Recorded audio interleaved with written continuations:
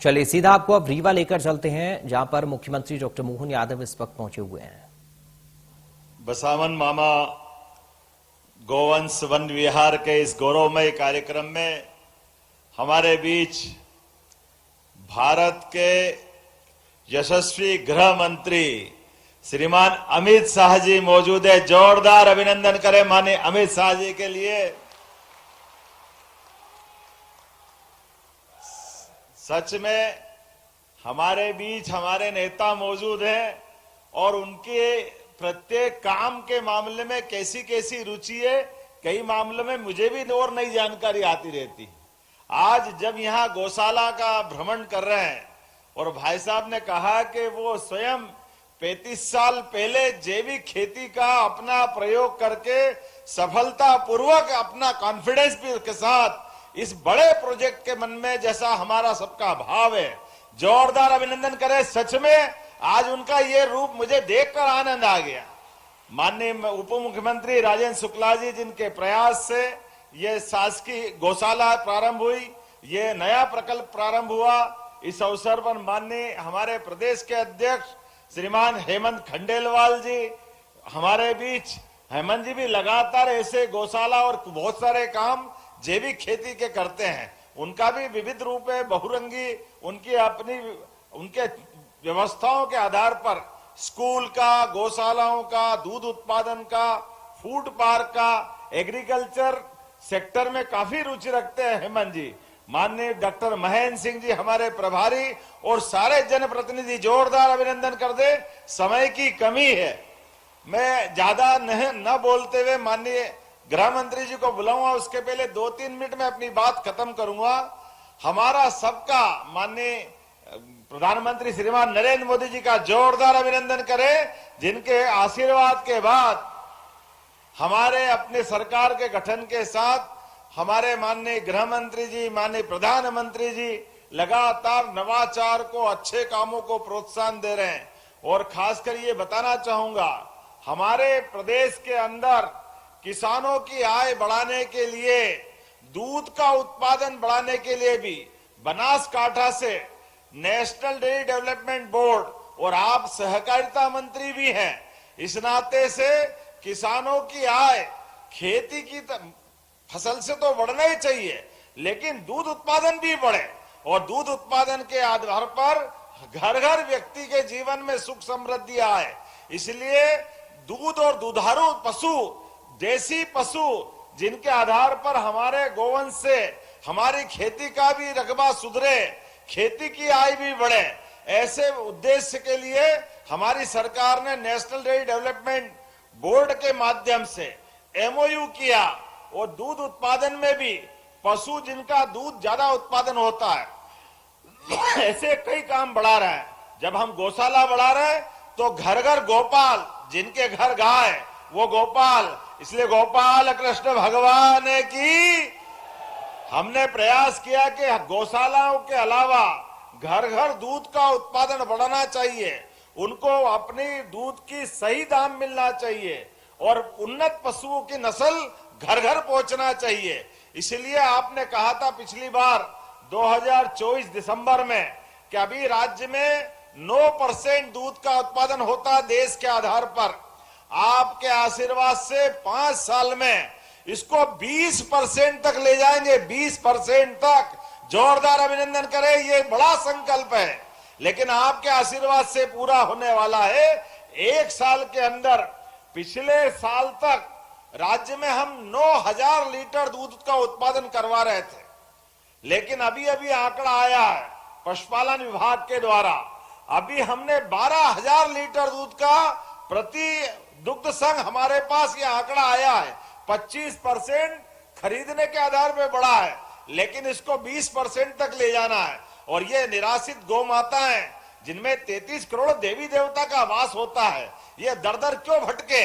वास्तव में इसका सारा प्रबंधन करने के लिए हमने नगरीय निकायों में, नगर पालिका, नगर निगम, नगर पंचायत, प्रत्येक गौशाला को 20 रुपया प्रति गौमाता के बजाय 40 रुपया प्रति गौमाता करने का निर्णय किया है।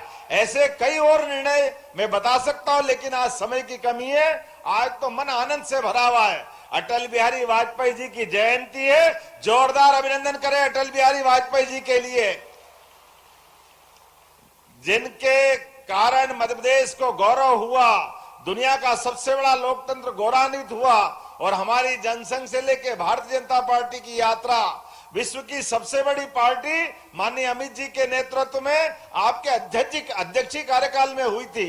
तो मैं आज आपको केवल राज्य के 2 हिस्से, एक ग्वालियर में अटल जी के जन्म स्थान पर 2 लाख करोड़ से ज्यादा के अलग अलग प्रकार के उद्योग धंधों का भूमि पूजन किया और युवाओं को रोजगार दिलाने के लिए, गरीबों की जिंदगी बेहतर करने के लिए, किसान और महिला की जिंदगी बेहतर करने के लिए एक बड़े प्रोजेक्ट का वहां आपने शुभारंभ किया और यह गौशाला के अंदर हमको प्रोत्साहन देने आए।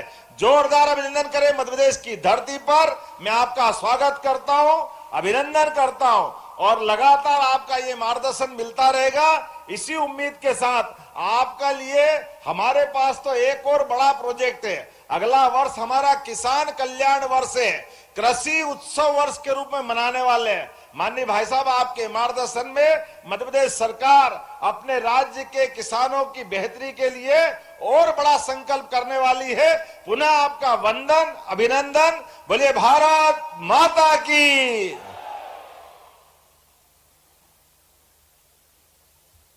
धन्यवाद।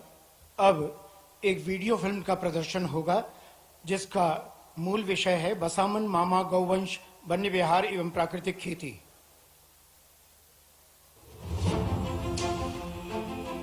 आगावो अग्मना उत भद्रम अक्रना सीदंतु कोष्टे रण्यत्वमे।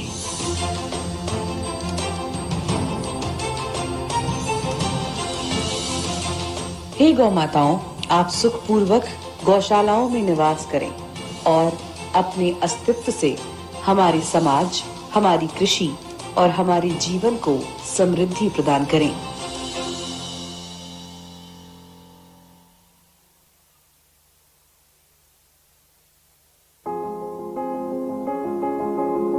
भारतीय सभ्यता की उस जीवन दृष्टि का आधार है जिसमें मनुष्य, पशु और प्रकृति परस्पर विरोधी नहीं बल्कि एक दूसरे के पूरक माने गए हैं। पौराणिक परंपरा से लेकर लोक आस्था तक भारत की चेतना में ये विश्वास सदैव स्पष्ट रहा है कि गौ संरक्षण और वन संरक्षण के बिना समाज का संतुलित, समरस और दीर्घकालिक विकास संभव नहीं है।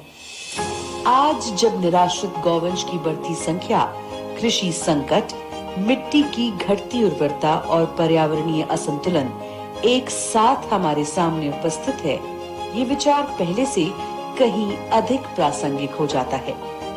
केवल रीवा जिले में ही अनुमानतः 1 लाख से अधिक गौवंश निराश्रित अवस्था में पाए जाते हैं। इन्हीं चुनौतियों को स्वीकार करते हुए मध्य प्रदेश के जिला रीवा के ग्राम पुरवा में भगवान बसामन मामा की पुण्य भूमि पर बसामन मामा गौवंश वन्य विहार की स्थापना की गई। ये परियोजना माननीय प्रधानमंत्री श्री नरेंद्र मोदी जी की गौवंश संरक्षण और प्राकृतिक खेती की अवधारणा पर आधारित है। नेचुरल फार्मिंग भारत का अपना स्वदेशी विचार है। ये हमने कहीं से इंपोर्ट नहीं किया है, यानी हमारी ट्रेडिशन से जन्मा है। हमारे पूर्वजों ने तपस्या करके इसको तैयार किया है और ये हमारे पर्यावरण के अनुकूल है। और माननीय गृह मंत्री श्री अमित शाह जी द्वारा प्रतिपादित आत्मनिर्भर भारत और प्राकृतिक खेती की सोच को व्यवहारिक धरातल पर साकार करती है। मैंने तो तय किया है मेरे बाकी का जीवन वेद, उपनिषद और प्राकृतिक खेती के लिए खर्च करूं। ये प्राकृतिक खेती ये इस प्रकार का एक वैज्ञानिक प्रयोग है जो कई प्रकार के फायदे। माननीय मुख्यमंत्री डॉक्टर मोहन यादव जी के नेतृत्व में मध्य प्रदेश शासन की स्पष्ट गौ संवर्धन नीति, दृढ़ प्रशासनिक इच्छा शक्ति, हमने एक योजना बनाई कि एक 5,000 से बड़ी गौशालाएं जो चलाएंगे उनके लिए भी प्रति गौमाता 40 रुपया और 125 एकड़ जमीन तक भी हम निःशुल्क देंगे, ताकि बड़ी गौशाला भी बहुत आराम से चले और गौशालाओं के माध्यम से दूध उत्पादन भी करो, गोमूत्र भी, और गोमूत्र के बहुत सारे अर्क से लेकर बहुत सारी चीजें बनती है। और माननीय अमित शाह जी से हमारा विनम्र आग्रह है कि वे दो ऐसे प्रगतिशील कृषकों को, जिन्होंने प्राकृतिक तरीके से खेती कर कुछ नए अध्याय जोड़े हैं, श्री विवेक सिंह भदौरिया, पिता श्री राज ललन सिंह, दुबहा सिरमौर, कृषि विकास एवं किसान कल्याण विभाग रीवा, जिनका रकबा 2 एकड़, प्राकृतिक फसल गेहूं एवं सब्जी उत्पादन, संकल्प पत्र माननीय गृह मंत्री महोदय के हाथों से जोरदार तालियां बजाकर अभिनंदन करें। और अब श्री भूपेंद्र सिंह, ग्राम खारा, धनवरिया, प्राकृतिक खेती में आपने महत्वपूर्ण योगदान देने का संकल्प लिया है। ये संकल्प पत्र माननीय गृह मंत्री महोदय के कर कमलों से उनके हाथों तक। धन्यवाद। और अब वो समय आ गया है जब हम अपने उस व्यक्तित्व को सुनने के लिए तैयार हो जाएं। जोरदार तालियों के साथ अभिनंदन करें आदरणीय श्री अमित शाह जी का।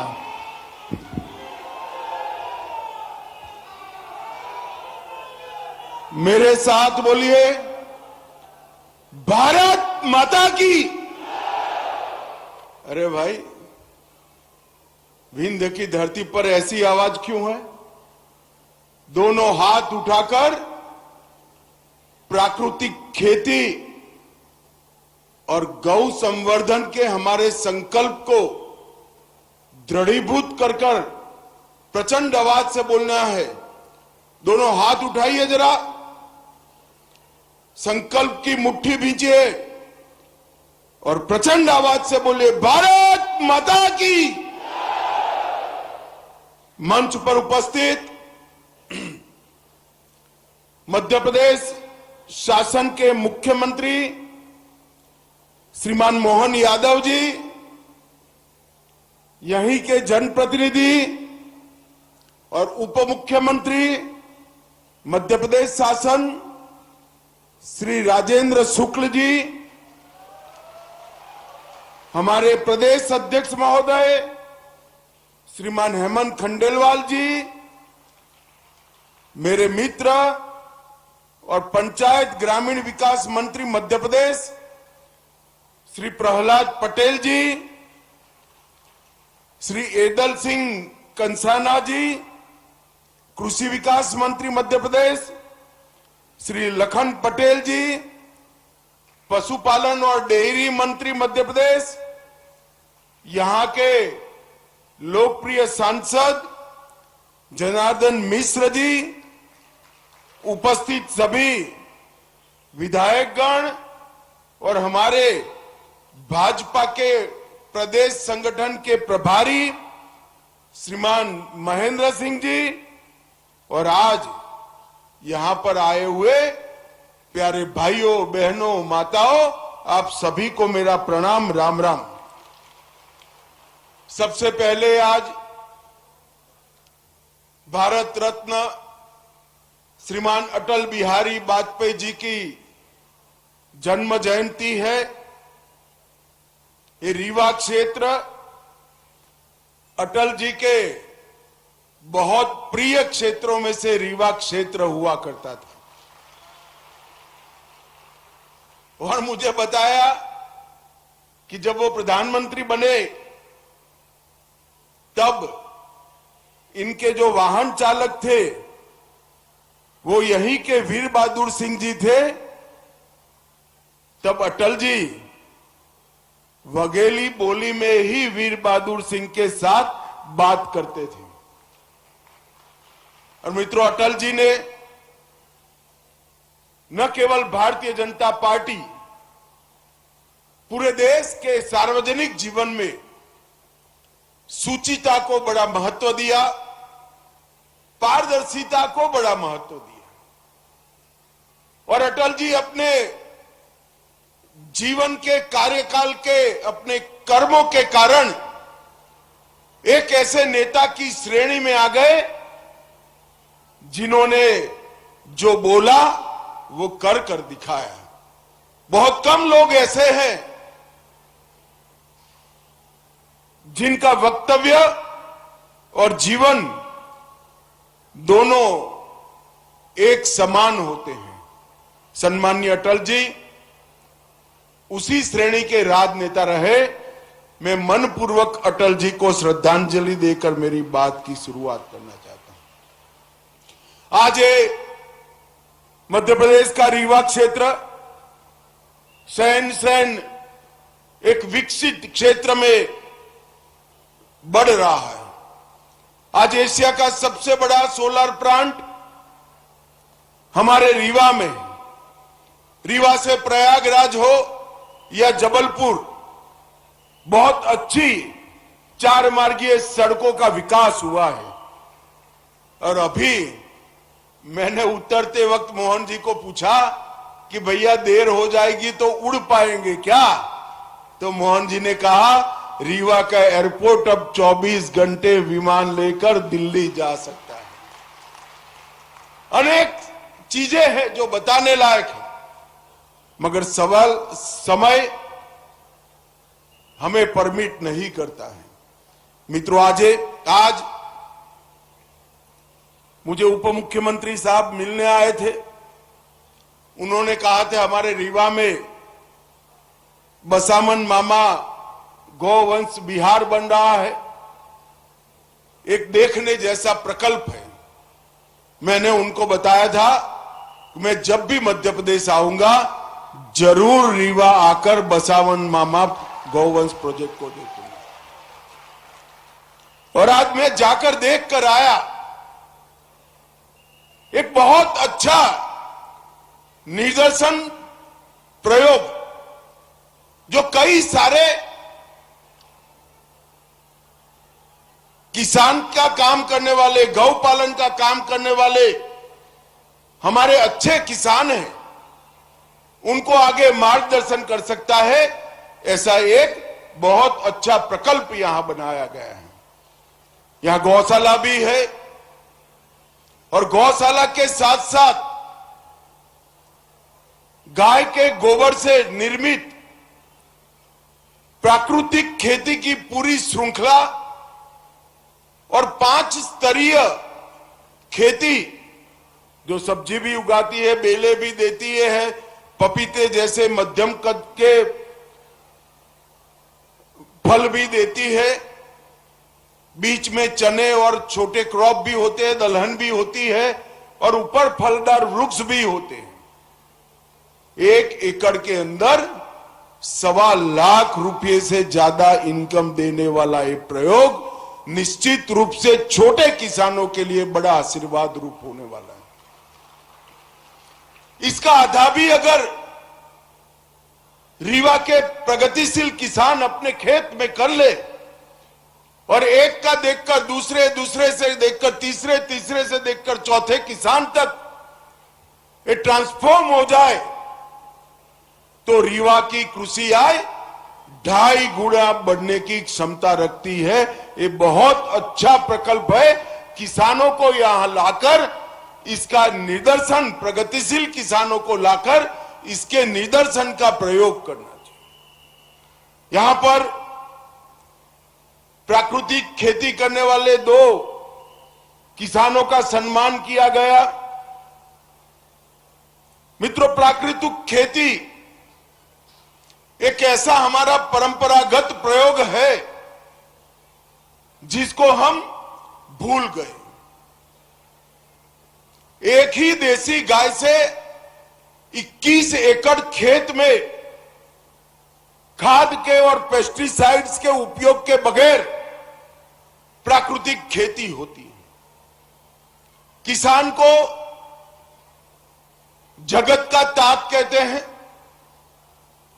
क्योंकि किसान की मेहनत से जो अनाज उत्पन्न होता है वो पूरी दुनिया का, देश का पेट भरने का काम करता है।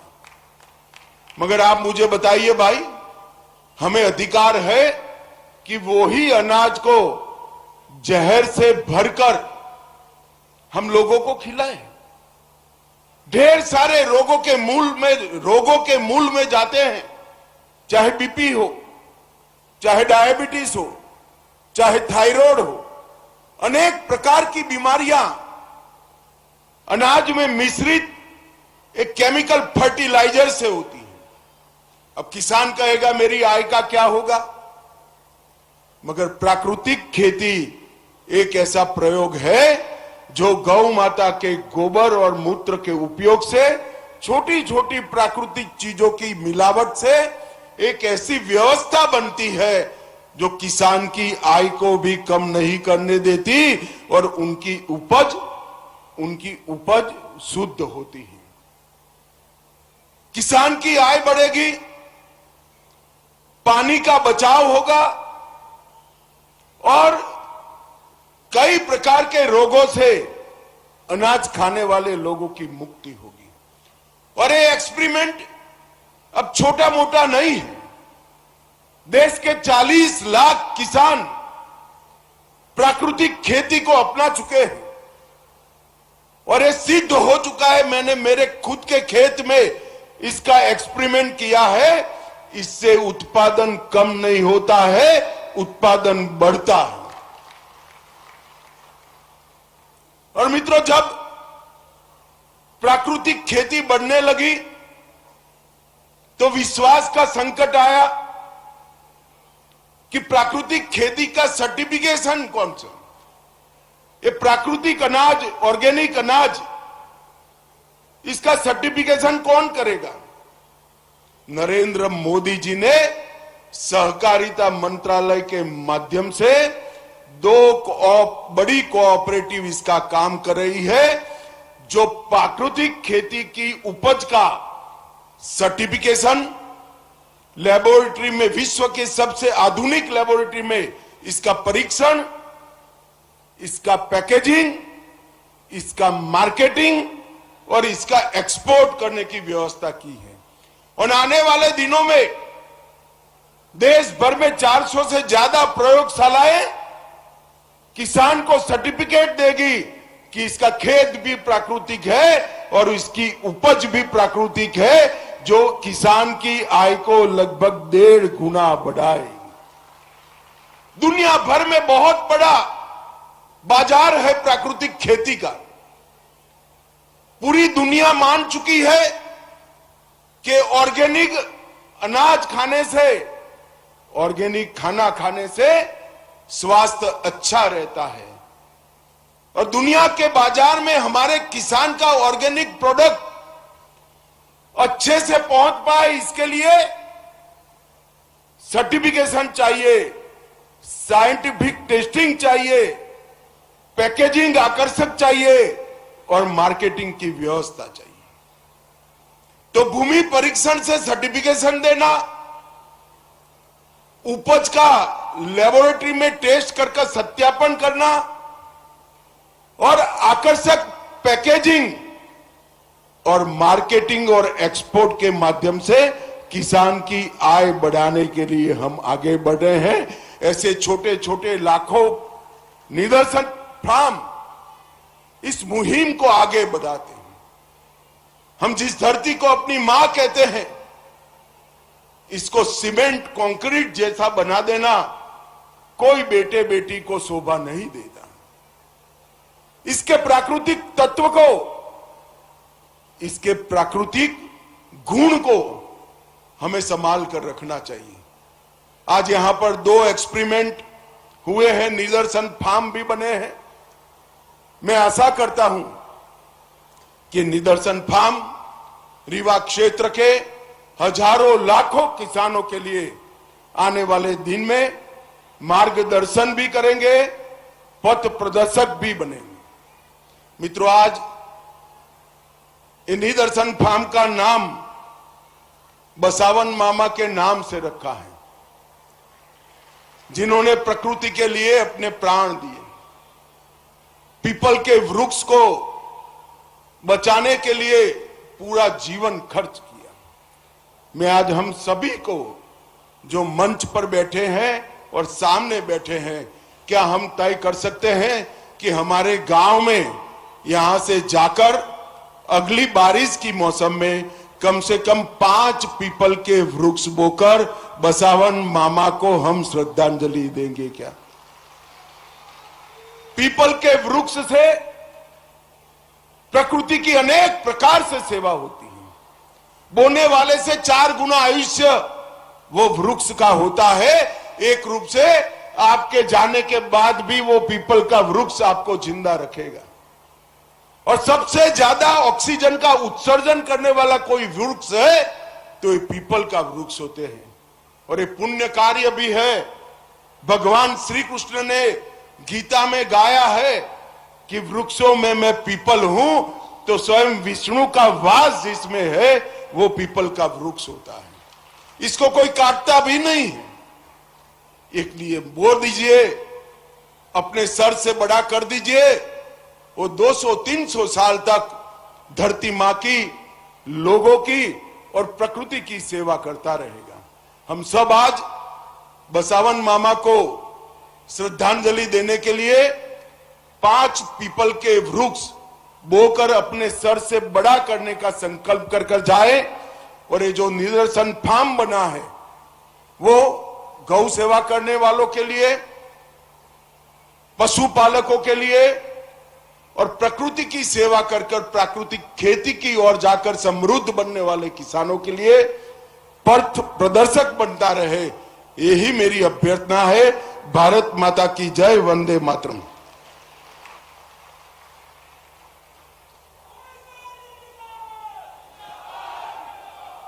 बहुत बहुत धन्यवाद माननीय गृह मंत्री महोदय। कार्यक्रम में हम हमारे समस्त अतिथि और अब यहां से प्रस्थान करेंगे। उसके पूर्व हम उनके प्रति कृतज्ञ भाव ज्ञापित करते हैं कि उन्होंने अपना बहुत बहुमूल्य समय हमारे बीच देकर हम सभी को कृतार्थ किया। धन्यवाद। जय हिंद।